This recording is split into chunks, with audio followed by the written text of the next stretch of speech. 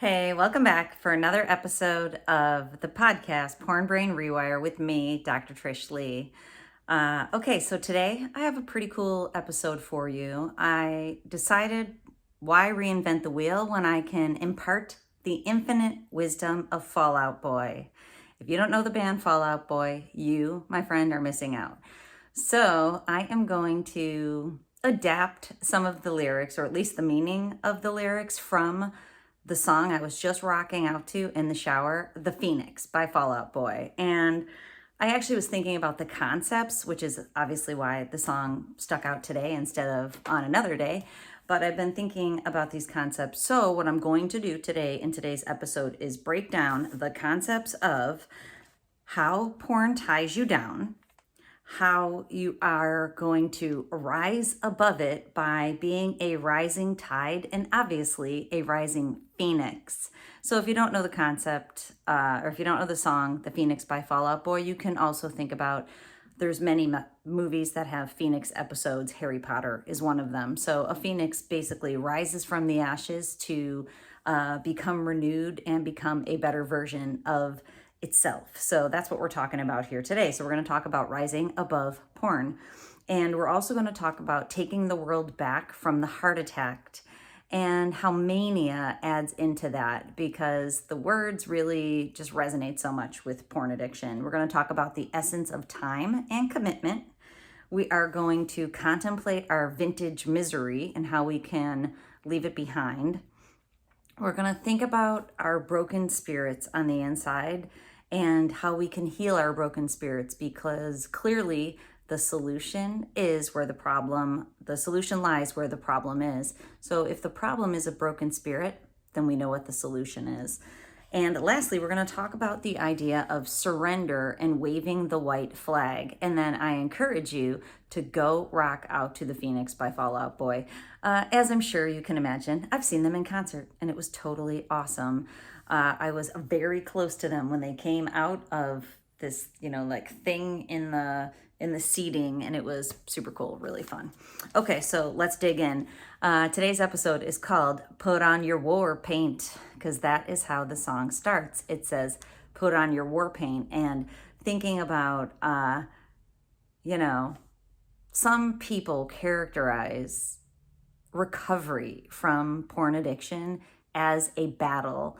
And actually my middle daughter, Fiona, is applying to colleges, and she just wrote the most awesome essay that does not have to do with anything about this, but in it she said that she will battle for her passion. She used the word battle in the end, in the conclusion. She said, and I will never stop with this battle. And she shared the document with me, and I gave her some feedback, and I said, hey, sweetness, perhaps change this from battle to mission, because I don't want you on an endless battle of, for the rest of your life, but I would love for you to find a mission that you want to triumph for the rest of your life. So I don't want you to think of this as a battle, but we're going to start by thinking about this as putting on your war paint, because we're going to war against porn addiction, like many people will characterize it. But of course, we're going to switch that in just a little bit.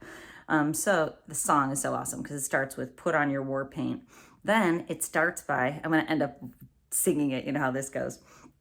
It starts by saying, you're a brick tied to me that's dragging me down. Strike a match and I'll burn you to the ground.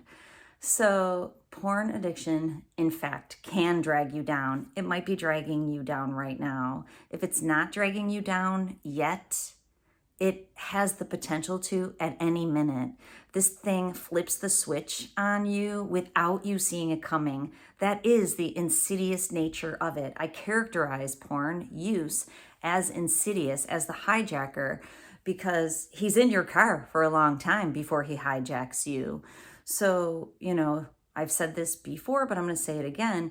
When you found porn when you were young, it started with use, and then use shifts into misuse, using it a little bit too much to relax and to fill the pockets of boredom. Misuse then shifts into abuse. Abuse means you really should be getting ready to go to work, but instead you're getting a little fix. Or, you should be hanging out with your honey watching a movie, but you don't want to do that because the screen's calling you back. It's pulling you back in. That's abuse. So you start to abuse it, using it too much, way too much. Then abuse shifts into compulsion. You really feel the pull. You feel that pull into the screen. That is the compulsive nature. You're thinking about it in the morning when you wake up. You're thinking about it in your sleep. So compulsion leads you to dependency. And when it shifts in there from abuse to compulsion to dependency, it goes from you're using it to it's using you.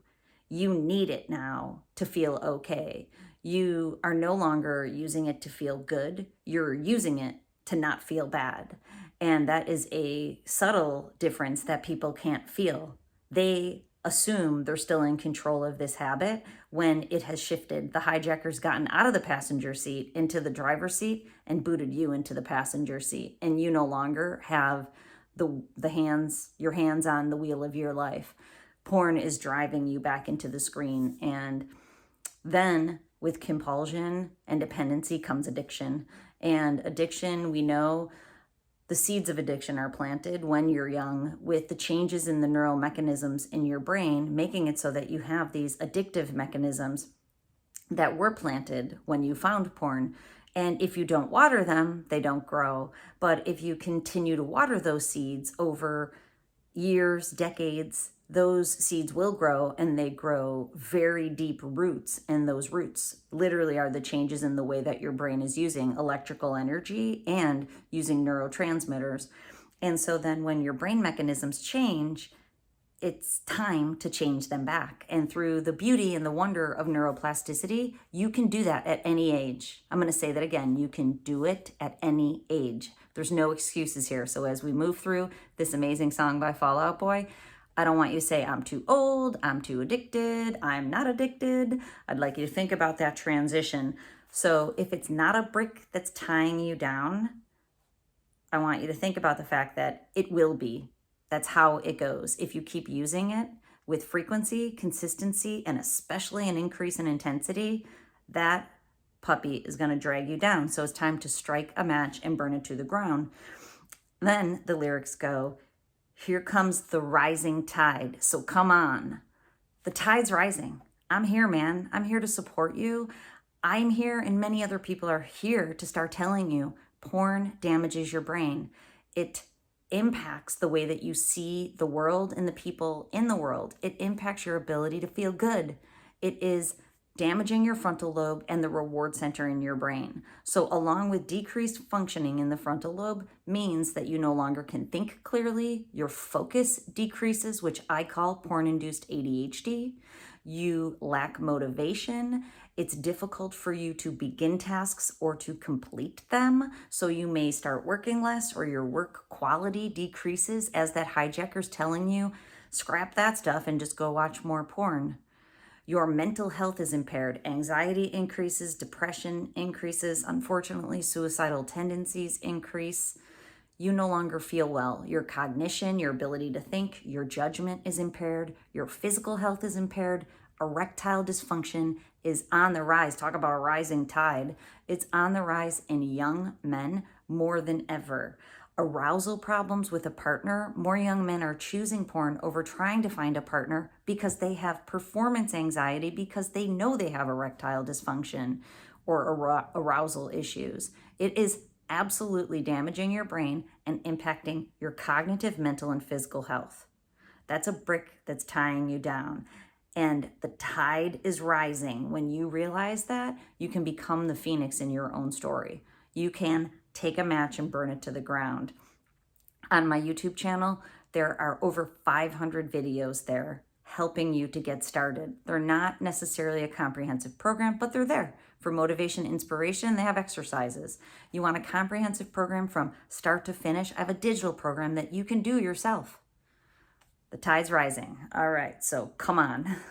Okay, so let's move on to, we can take the world back from the heart attacked. One maniac at a time, we will take it back. So mania is an interesting concept that Fall Out Boy included in the song. Mania is considered a mental health issue of excessive desire or obsession. And I don't think they're talking about porn in that song. I think they're talking about literal war, but porn becomes an excessive desire or obsession that creates mania, too much enthusiasm for porn.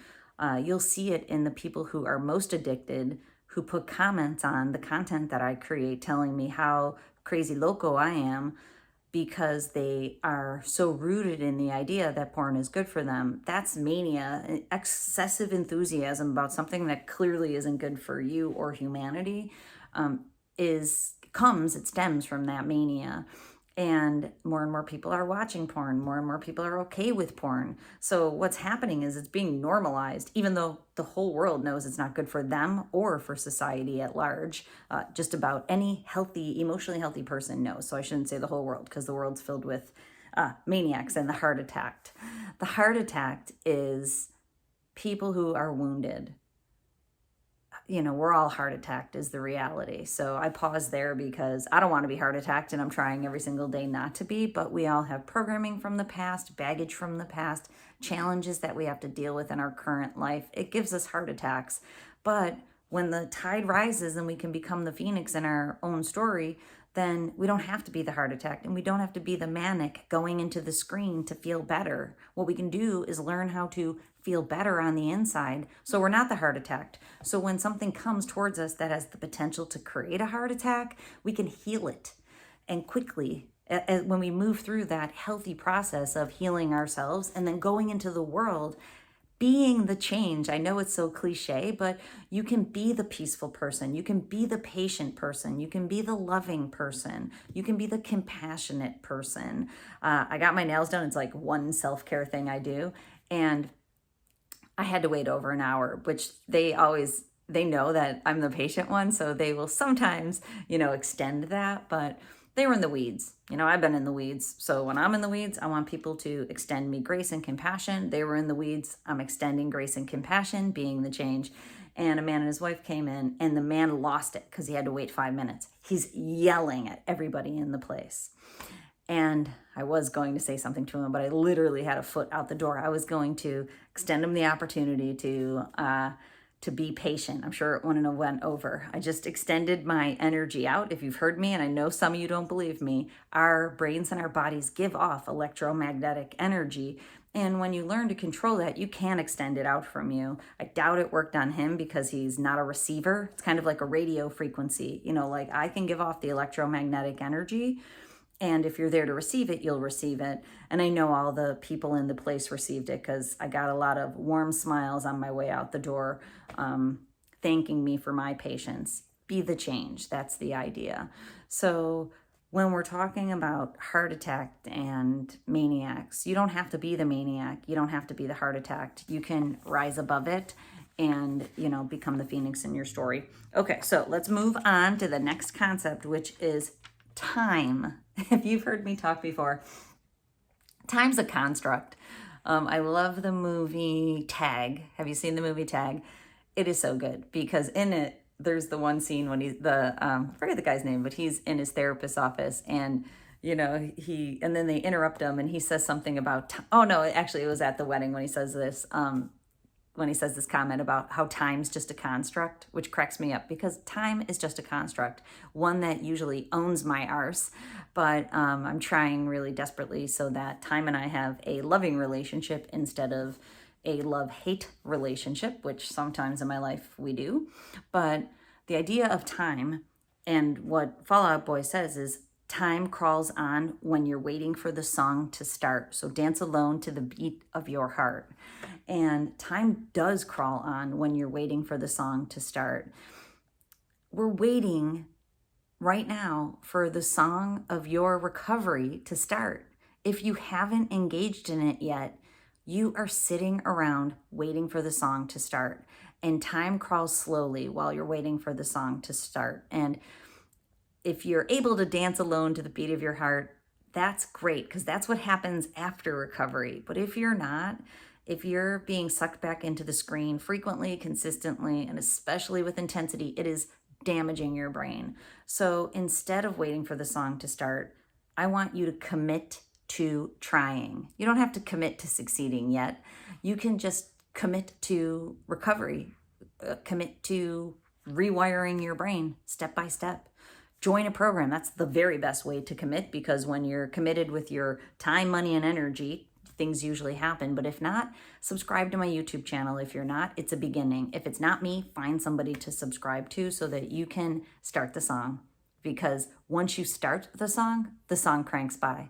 If you like the song, I had it on repeat when I was getting ready, Be the Phoenix by Fall Out Boy, because it kept flying by, and I'm like, whoa, you know what? I should, share these lyrics.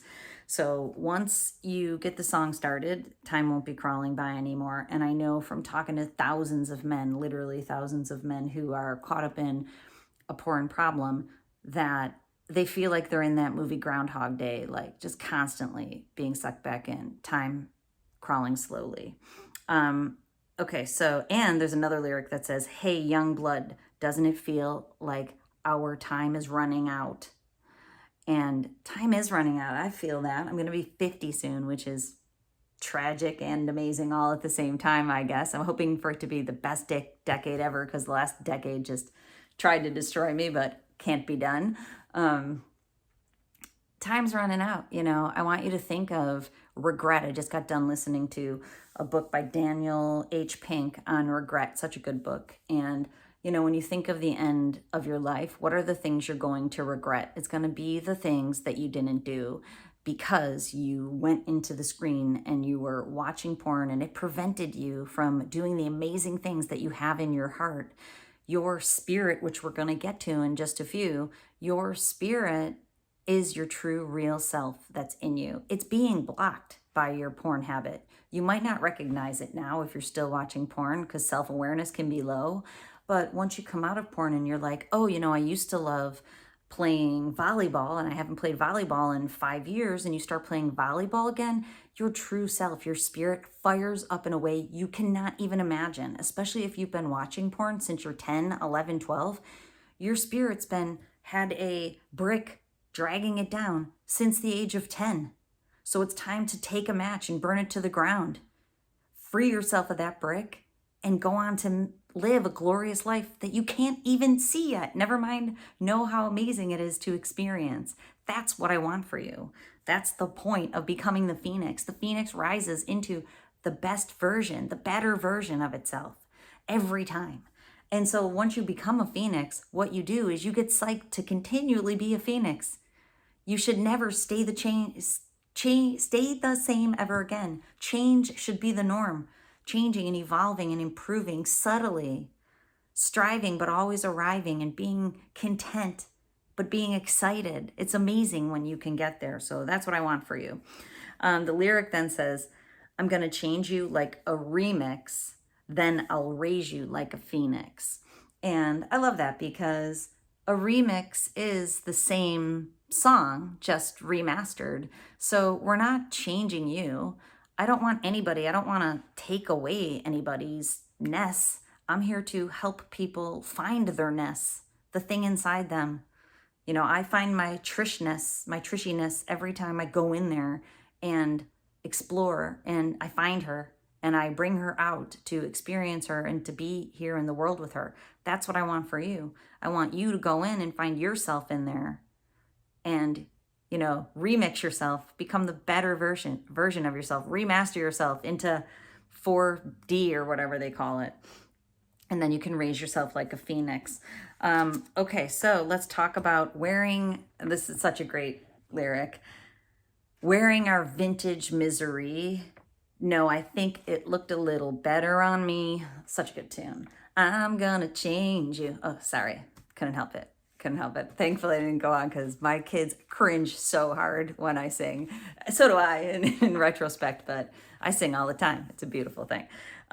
So when you wear your vintage misery, that's what I'm talking about. Old programming. I found some vintage misery on this journey of mine lately that, man, I didn't even know it was vintage misery. Literally, my mind has been blown. I'll share it with you in a different podcast because it runs so deep and I haven't even fully processed it myself. You know, when it came to me when I was just sitting still doing nothing. I'm not kidding. I've been doing a lot of more inner healing, trying to come back from my mold poisoning situation. So I've created a lot more time for healing, created a lot more open time just to hear myself instead of the noise of the world.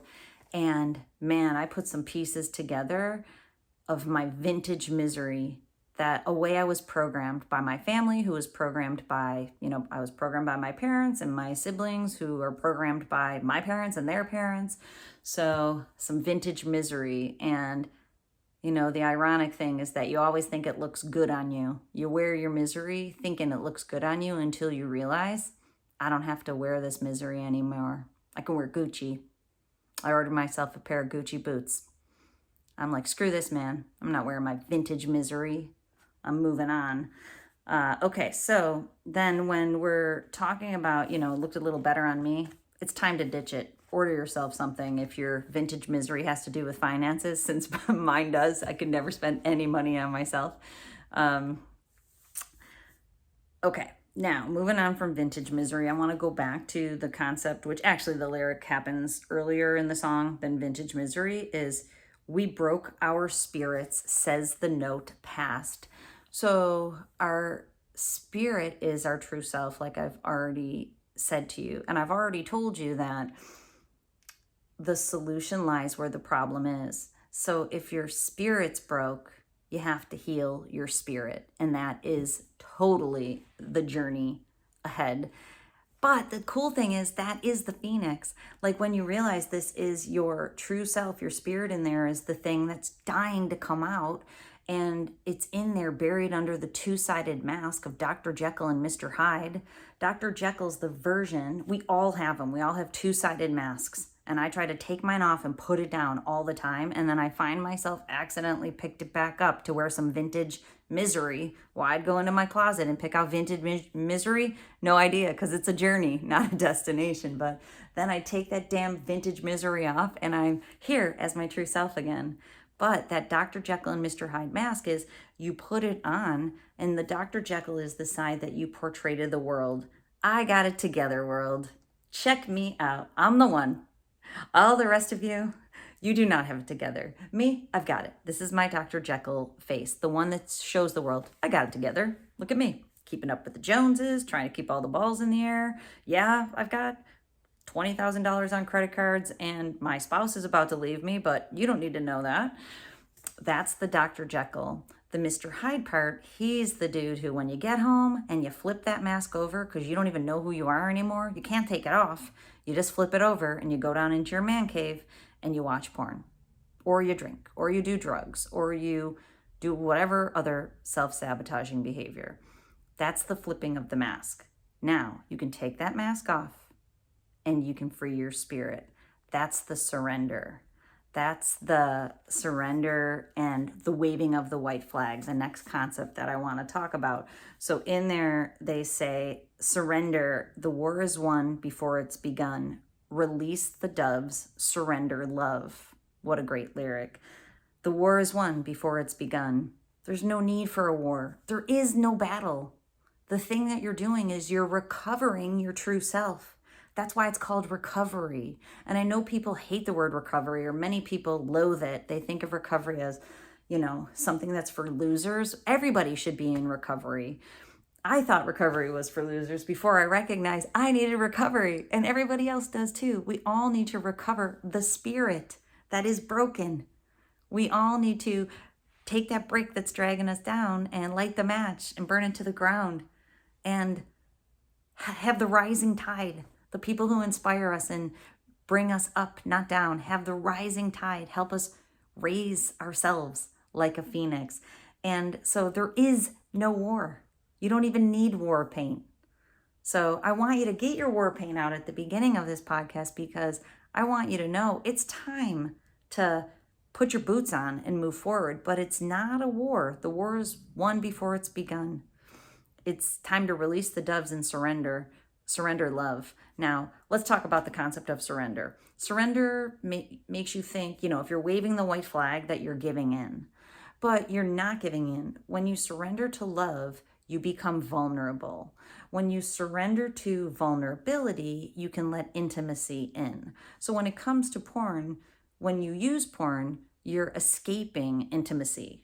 Porn's totally an escape mechanism. You want out of the world into numb yourself out. That's what the dopamine in your brain does. So you're escaping into the screen to feel okay for a little while. It's to escape the Dr. Jekyll-ness that you've got going in your life, because nobody likes being an inauthentic, fake version of themselves. But everyone's forgotten that they can just be themselves. And if they are themselves, the people who love them will just show up and love them. They don't need anything from you. They'll just love you. And it's an amazing thing. And if they don't, they're not your people. That's the reality. Or they're your people who are wounded, and they'll make themselves available to you when they heal their own wounds if they're able to. So that's the real deal on that one. But when you surrender, you become vulnerable, and you allow intimacy in, and you allow yourself connection. So you don't have to escape, because the connection is there. Connection is oxytocin. Happiness is serotonin, and pleasure at lower levels is dopamine. You'll go so much further with that trifecta of happiness if you are staying away from chasing down the dopamine deluge, the flood of dopamine in your brain from porn. So you're surrendering to the process of going inside to heal your spirit. Recovery. There's no war. You don't have to fight anybody. You don't have to white knuckle it. You don't need willpower. Willpower is not a thing. Once you can commit to this journey, the beginning might be challenging, because we know as that addictive brain type is rewiring through the beauties of neuroplasticity, there's changes. Change is hard, man. So this is going to take desire and will. That's another concept I'm focused on right now. We all have the desire to change. Do we have the will to change? Maybe not. I'm mustering up the will to change as we speak in all different kinds of ways. I have the desire, no sweat. But, you might desire to get really fit, but do you have the will to work out and crush workouts every day? Do you have the will not to eat cupcakes? Those are very different things, desire and will. So when you have the desire and the will to recover your true spirit and to get through that first part where you might experience withdrawal, you don't have to, though. That's why when you're in a program, at least when people are in my 90-day program, if you double down on the techniques and start using them, the techniques will combine early on to help you change your brain faster and more easily, so that time doesn't crawl on and you can make those changes fast, and withdrawal is reduced or eliminated. That is true. That's a true statement there. So when you have a solid program and support, you can make it through that difficult part at the beginning so that you can get the song in your life cranking again and raise yourself like a phoenix. Okay, so I hope the infinite inspiration of Fall Out Boy via me is helpful to you today, because life is way too short to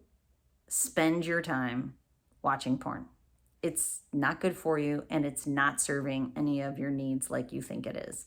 What would be a better investment is to get on the road to recovery, see your life as an amazing journey that is yours and yours alone, and get out there and tackle it.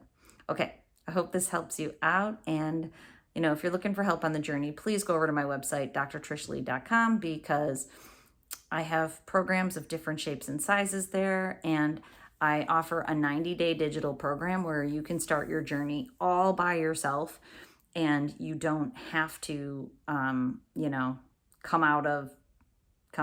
out and tell anybody anything. You can start working on it yourself, and then if you want support, we're here for you then.